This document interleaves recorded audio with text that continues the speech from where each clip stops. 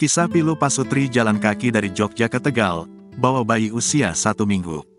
Beredar di media sosial sebuah video yang memperlihatkan pasangan suami istri atau pasutri berjalan kaki dari Terminal Jombor, Sleman menuju Slawi, Jawa Tengah dengan membawa bayi usia 1 minggu. Video pasangan suami istri jalan kaki bawa bayi itu viral setelah diunggah akun TikTok @momo.wikan pada tanggal 4 Mei tahun 2024.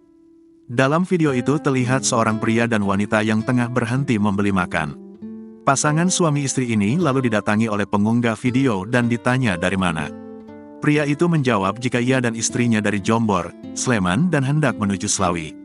Perekam pun kaget saat pria itu menceritakan jika dirinya jalan kaki. Pria itu lalu menceritakan jika dirinya awalnya dari RSUP Dr. Sarjito. Mereka naik Trans Jogja menuju Terminal Jombor, kemudian melanjutkan perjalanan dengan jalan kaki dengan tujuan Slawi, Jawa Tengah. Pasangan itu awalnya memeriksakan bayi mereka yang baru lahir. Bayi tersebut lahir di Brebes, Jawa Tengah. Namun karena ada masalah kesehatan, bayi itu harus dirujuk ke RSUP Dr. Sarjito.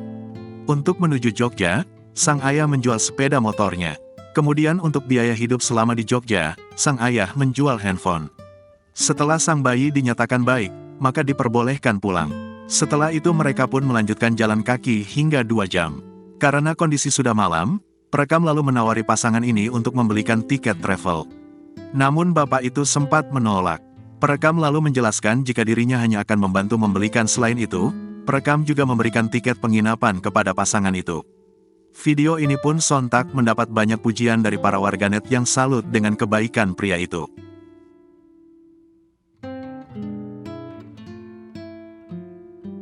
Download Tribun X sekarang, menghadirkan lokal menjadi Indonesia.